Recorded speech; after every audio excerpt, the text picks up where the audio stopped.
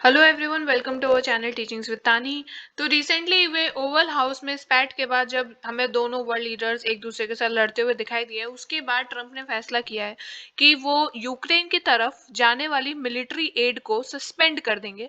इसका मतलब एक चीज तो क्लियर होनी चाहिए कि इसको अभी के लिए रोका जा रहा है, इसे खत्म नहीं किया गया है। जैसे कि मैंने कुछ वीडियोस में देखा था जिसमें कह रहे हैं कि खत्म ही कर दिया है।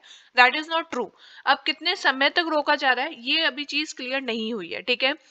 जेलेंस्की को और ज्यादा अप्रिशिएटिव होना चाहिए था ऑफ द यूएस सपोर्ट, ये ट्रंप ने क्लियरली बोल दिया है। ऑल्सो जब ओवल हाउस में वो सब क्योस हुआ था तो उसमें भी ट्रंप ने बोला था कि इस एटीट्यूड के साथ कोई भी बिजनेस करना बहुत ज्यादा मुश्किल होगा, और जो कि सही भी है, ठीक है। और उसी के साथ साथ अभी वीडियो में उन्होंने बोला है कि जेलेंस्की को और ज्यादा ग्रेटफुल होना चाहिए यूएस ने उसके लिए जो भी किया है। 2022 में आपका वॉर शुरू हो गया था और तब से हम लगातार आपको सपोर्ट कर रहे हैं, ठीक है।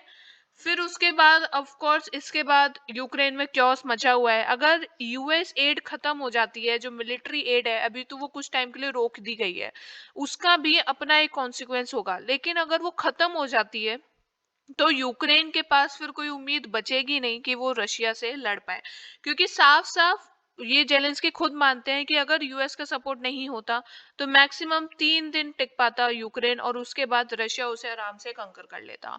तो देखिए, यूक्रेन का जो सपोर्ट है, ठीक है, मैं आपको मिलिट्री एड बताऊं, मिलिट्री एड की बात करूं या फिर ह्यूमैनिटेरियन एड हो गया, whatever kind of aid it is, ये जो एड आता है ये एक तो आता है ईयू कंट्रीज से, यूरोपियन कंट्रीज से, और एक आता है यूएस से, ठीक है। तो अब यूएस का मिलिट्री एड रुक गया है तो ईयू का जो मिलिट्री एड प्रोवाइड वो कर रहा है उस पर भी फर्क पड़ेगा। लेकिन ये देखना जरूरी है कि ईयू और यूएस ये दोनों कितना प्रोवाइड कर रहे हैं, ठीक है। यूएस जो है वो लार्ज अमाउंट में एयर डिफेंस इक्विपमेंट प्रोवाइड करता है। यूएस एयर डिफेंस हो गया, लैंड डिफेंस हो गया, या फिर इवन आपका सिक्योरिटी, इंटरनल सिक्योरिटी पर्पसेस हो गए, जैसे कि साइबर सिक्योरिटी हो गया, एआई रिलेटेड सिक्योरिटी हो गया, कम्युनिकेशन सैटेलाइट्स हो गए, सब कुछ यूएस यूक्रेन को प्रोवाइड कर रहा है, ठीक है। तो एयर डिफेंस में ये हो गया। उसके अलावा माम्बा सिस्टम्स हैं जो कि यूएस प्रोवाइड करता है, जो कि surface to air defence system है। तो ये ऐसे सिस्टम्स हैं जिन्होंने यूक्रेन से लड़ने में बहुत ज्यादा मदद की यूक्रेन की। अगर मैं आपको और बताऊं तो हॉक सिस्टम यूएस का सबसे खतरनाक सिस्टम माना जाता है, हॉक सिस्टम, ठीक है। ये प्रोवाइड किए गए स्टिंजर एयरक्राफ्ट मिसाइल्स दिए गए करीब 3000, जो कि हाई ऑल्टीट्यूड में उड़ने की क्षमता रखते हैं। उसी के अलावा सर्विलेंस रडार, जिससे कि आप कनेक्ट कर पाए एयर डिफेंस को लैंड डिफेंस से कनेक्ट कर पाए, उसके बाद यूएस प्लस यूक्रेन एक साथ मिलकर काम कर पाए, इसके लिए एयर सर्विलेंस रडार्स भी इंस्टॉल किए गए।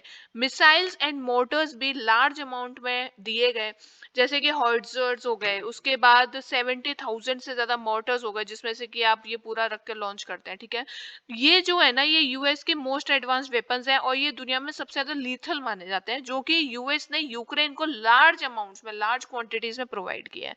इसके अलावा हिमार्स हो गए, जेवलिन्स हो गए, एंटी टैंक मिसाइल्स हो गए, other anti tank other sorry other anti vehicle weapons हो गए, टीओडब्ल्यू एंटी टैंक मिसाइल्स हो गई। तो ये तो मैं आपको फिर भी इसमें से कुछ ना कुछ रह जाएगा, क्योंकि इससे भी बहुत ज्यादा है जो कि यूएस ने प्रोवाइड किया है।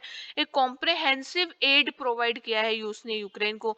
ये जो मैंने आपको दिखा रही हूं मैं, इसमें से भी 4-5 और चीजें ऐसी हैं जो इधर मेंशन नहीं है, कम हो सकती है, लेकिन इससे ज्यादा भी बहुत ज्यादा है, ठीक है। तो वॉशिंगटन ने, देखिए जॉय बाइडेन ने भी अपना पूरा पूरा समर्थन दिया था यूक्रेन को, ठीक है। उन्होंने, जॉय बाइडेन ने सोवियत द्वारा डिजाइन किए गए M17 हेलीकॉप्टर्स प्रोवाइड किए थे।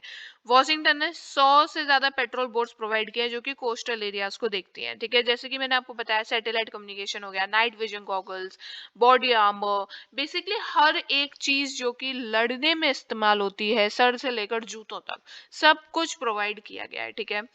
रशिया का फुल इन्वेजन शुरू हो गया था फरवरी 2022 में। अभी जेलेंस्की ने कहा भी था कि हमने 3 साल पूरे कर लिए फुल स्केल इन्वेजन को, जिसके लिए उन्होंने ट्रिब्यूट्स भी दिया था। एनीवे, तो तब से लेकर अभी तक यूएस सबसे बड़ा मिलिट्री सपोर्टर रहा है। जो यूरोपियन यूनियन है, ठीक है, वो भी मिलिट्री सपोर्टर है, लेकिन इसका जो एड है वो ह्यूमैनिटेरियन ग्राउंड्स पे ज्यादा है रादर देन और मिलिट्री ग्राउंड्स, ठीक है। मार्च 4 की अगर हम बात करें, लेटेस्ट डेटा है, तो यूएस ने 64 बिलियन पाउंड वो ऑलरेडी दे चुका है, यानी कि करीब 64 बिलियन यूरोज, यूरोज है, यानी कि करीब 70 बिलियन डॉलर वो ऑलरेडी यूक्रेन को असिस्टेंस प्रोवाइड कर चुका है। ठीक है, इनका यूएस का जो है वो 60 बिलियन यूरोज है, and if I am not wrong तो ईयू का 60 बिलियन यूरोज है, 60 बिलियन, थोड़ा सा ही कम है, ज्यादा डिफरेंस नहीं है। ठीक है, तो ये देखिए आप, अब क्या है कि यूएस ने बोल दिया है कि हमने मिलिट्री एड को पॉज कर दिया है, अभी टाइम पता नहीं है कितने समय तक किया है, लेकिन कर दिया है। लेकिन इसका मतलब ये नहीं है कि आज ट्रम्प ने बोला और कल आपकी सर्विस खत्म हो जाएगी, ये तो पॉसिबल नहीं है। ह्यूज अमाउंट्स में इक्विपमेंट्स ट्रांसफर किए जा रहे हैं, डिलीवर किए जा रहे हैं। ठीक है, तो बहुत सारे ऐसे कंसाइनमेंट्स हैं जो ऑलरेडी यूएस से निकल चुके हैं और यूक्रेन पहुंचने वाले हैं। ठीक है, तो ये जो है, तो ये तो ऑब्वियसली एक फ्लो मेंटेन करके रखेगा ही, अभी फ्लो पूरी तरीके से टूटा नहीं है। ठीक है, तो कुछ सालों तक और ये डिलीवरी यूक्रेन को होती रहेगी। आप सबसे ज्यादा देखिए पीक पॉइंट आया था 2023 में। ठीक है, तो 2023 के बाद वो धीरे धीरे कम हुआ है और अब हमें हो सकता है और कम होता हुआ नजर आए। देन अगर हम यूरोप की बात करें तो यूरोप का जो मिलिट्री एड है वो करीब 1.8 बिलियन डॉलर पर मंथ है as compare to US. European aid सबसे ज्यादा 2023 में मिला और 2024 की शुरुआत में जब यूएस जो था एक फेडरल डेफिसिट में चला गया था। ठीक है, और कांग्रेस में बहस होने लगी कि अगला पैकेज हमें भेजना चाहिए या नहीं, उस टाइम पर यूएस की तरफ से फंडिंग कम हुई तो यूरोपियन एड बढ़ा।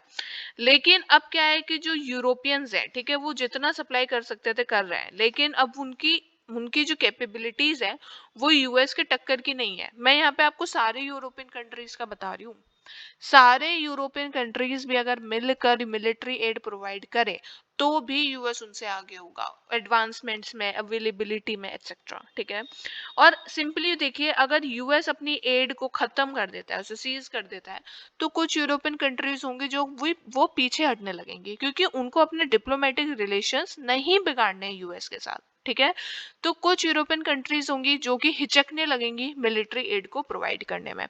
अगर हम कंपैरिजन देखें कि यूएस और Europe, Canada, Australia all together कितना प्रोवाइड कर रहे हैं, तो देखिए जो यूएस है वो ज्यादा ही करता है। आप देख सकते हैं थोड़ा सा ग्राफ इधर नीचे हुआ था जन 2024 में, जब फेडरल डेफिसिट बहुत ज्यादा बढ़ गया था और कांग्रेस में डिसएग्रीमेंट्स होने लग गए थे मिलिट्री एड को लेकर। ठीक है, तो तब थोड़ा सा कम हुआ था, लेकिन ऑल ओवर अगर आप एट एन एवरेज देखेंगे ना तो यूएस का ही ज्यादा रहा है। ठीक है, तो अब इन सब में देखिए रशिया के लिए ये it is a good news. Of course US और यूक्रेन के बीच में कन्फ्लिक्ट होना रशिया के लिए फायदेमंद है, लेकिन जितना हम समझ रहे हैं शायद उतना नहीं है, क्योंकि यूक्रेन ना ऑलरेडी एक डिवास्टेटिंग स्टेज पे पहुंच चुका है, वहां पे बहुत सारे शहर है खत्म हो चुके हैं, लोग मर चुके हैं।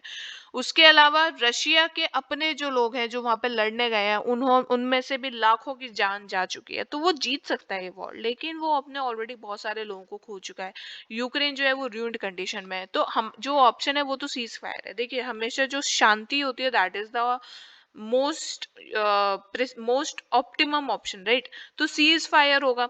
यूक्रेन ने बोल दिया है कि हमें, सॉरी रशिया ने बोल दिया है कि हमें यूक्रेन एकदम डीमिलिटराइज्ड स्टेज पे चाहिए, वहां पे मिलिट्री नहीं चाहिए, और बाकी जो भी एरियाज है वो हमें एज इट इज चाहिए। ठीक है, तो अब इसका सीज फायर कहाँ तक पहुंचेगा ये भी टॉकिंग स्टेज पे है। ठीक है, ये टॉकिंग स्टेज पे है और ये काफी आगे भी बढ़ गया था, लेकिन अब जेलेंस्की और ट्रम्प के बीच में हुए स्पैट के बाद हर चीज धीमी हो गई है, स्लो हो गई है। ठीक है, तो अब सीज फायर कब होगा, क्या होगा, कौन सी स्टेज पे है, ये तो देखने वाली बात होगी। तो अभी एक रिसेंटली एक वीडियो आया है जिसमें जेलेंस्की ने बोला है कि यूएस और यूके को, सॉरी यूएस और यूक्रेन को साथ मिलकर काम करना चाहिए। जो भी व्हाइट हाउस में हुआ उसके लिए हमें खेद है, उसके लिए हमें रिग्रेट है। अब लेकिन उन्होंने डायरेक्टली अपोलोजाइज नहीं किया, बट हाँ उन्होंने ये बोला है कि यूएस के साथ हमें मिलकर काम करना है, ये जो वॉर है इसे रोकना है, लाखों लोगों की जान जा रही है, it's a crime, it's a war. Canada ने भी, कनाडा के जो गवर्नर है जस्टिन ट्रूडो, उन्होंने भी इसको एकदम पूरी तरीके से कंडेम किया है। तो अभी बहुत सारे अपडेट्स आना बाकी है, अब देखते हैं कि ये जो मिलिट्री एड पर रोक लगी है ये आखिर कब तक होती है, ये भी एक देखने वाली बात होगी।